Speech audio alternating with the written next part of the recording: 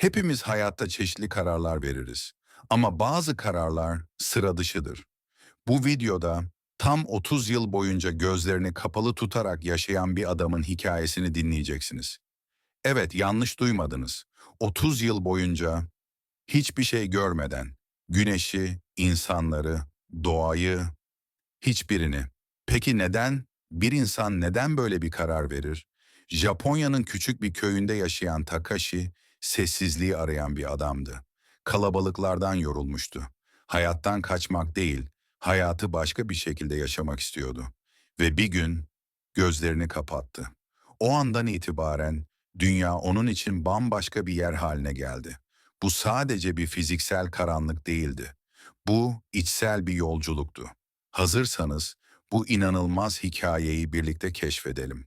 Takashi, Japonya'nın kuzeyinde, Hokkaido'da, küçük bir dağ köyünde dünyaya geldi. Çocukluğu doğayla iç içe, sade ama huzurluydu. Kışın karlarla kaplı ormanlar, yazın şırıl şırıl akan derelerle büyüdü. Ama zaman geçtikçe hayat değişti. Köyden ayrılıp Tokyo'ya, kalabalık ve yoğun bir şehre taşındı. İlk başta heyecan vericiydi. Yeni insanlar, iş fırsatları, ışıklar, sesler. Ancak zamanla kalabalık onu boğmaya başladı. İnsanların telaşı, şehir hayatının gürültüsü, yapmacık gülüşler. Takashi kendini bu dünyaya ait hissetmiyordu. Gün geçtikçe içine kapandı. Sessizlik arayışı içindeki boşluğu büyüttü.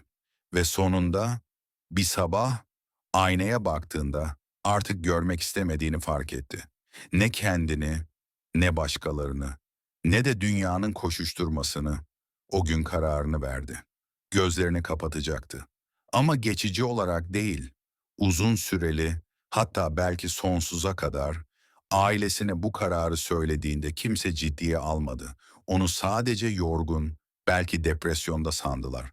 Ama Takashi kararlıydı. Bir hafta içinde Tokyo'daki dairesini boşalttı. Eşyalarını sattı ve çocukluğunun geçtiği o köye geri döndü. Küçük bir kulübe yaptı kendine. İçinde sadece temel ihtiyaçları vardı. Yatak, soba, birkaç kitap, bir radyo ve bir masa. Sonra gözlerini kapattı ve bir daha çok uzun bir süre hiç açmadı. Takashi'nin gözlerini kapatmasının ilk haftası bir tür sessizlik tatili gibiydi. Kendi deyimiyle dünya sustu. Ama ikinci hafta işler değişmeye başladı. Zamanın nasıl geçtiğini anlamak imkansız hale geldi. Gündüz mü, gece mi bilmiyordu. Saat seslerini, kuşların ötüşünü, sobanın çıtırtılarını dinliyordu. Ve onları tek zaman ölçüsü olarak kabul etmişti. İlk zamanlar elleriyle duvarlara dokunarak yürümeyi öğrendi. Her eşyanın yerini ezberledi. Ayakkabısını kaç adımda bulur, sobaya kaç adımda ulaşır. Zihni artık gözleri yerine hesap yapıyordu. Ama yalnızlık çok daha zordu. Bazı günler kimse gelmiyordu. Ne bir ses, ne bir dokunuş. Sadece kendisi, düşünceleri ve kalp atışı. İşte o zamanlar geçmişi düşünürdü. Çocukluğunu, annesinin sesini, bir çocuğun rüyalarındaki huzuru, ailesi zaman zaman ziyaretine geldi. Onunla konuştular, elini tuttular. Ama Takashi hiçbir zaman gözlerini açmadı. Onlara şöyle demişti. Görmüyorum diye uzak değilim. Dokunduğum her şey benim için çok daha canlı artık. Duyuları zamanla keskinleşti. Kokuları daha net alıyor, seslerin hangi yönden geldiğini hemen fark ediyordu. Yağmurun çatıya düşüşünden mevsimi tahmin edebiliyordu. Ve yıllar geçti. 1, 5, 10, 20. Takashi artık gözü kapalı yaşamayı öğrenmişti. O karanlıkta bile bir dünya kurmuştu kendine. Kitap okuyamıyordu ama radyodan dinliyordu. Müzik onun gözleri olmuştu. Bir keman sesi, bir şarkıcının sesi. Onun için renk gibiydi artık. Dış dünya Takashi'yi unutmuş gibiydi belki. Ama o kendi içinde derinleşiyor. Birçok insanın hiç ulaşamadığı bir dinginlikte yaşıyordu. 30 yıl dile kolay. Bazı insanlar için bir ömür. Takashi içinse sessiz bir devrim. O gözlerini kapatarak dış dünyadan uzaklaştı. Ama belki de o karanlıkta çoğumuzun göremediği şeyleri gördü.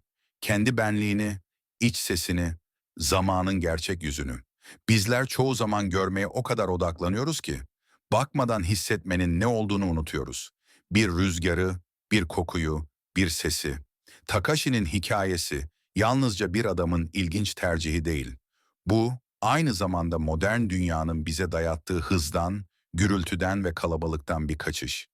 Belki o, dünyayı terk etmedi. Sadece başka bir şekilde yaşamayı seçti. Ve bu 30 yılın sonunda, bir sabah, uzun zaman sonra, gözlerini yavaşça açtı. İlk gördüğü şey, güneş ışığıydı. Gözü kamaştı ama gülümsedi.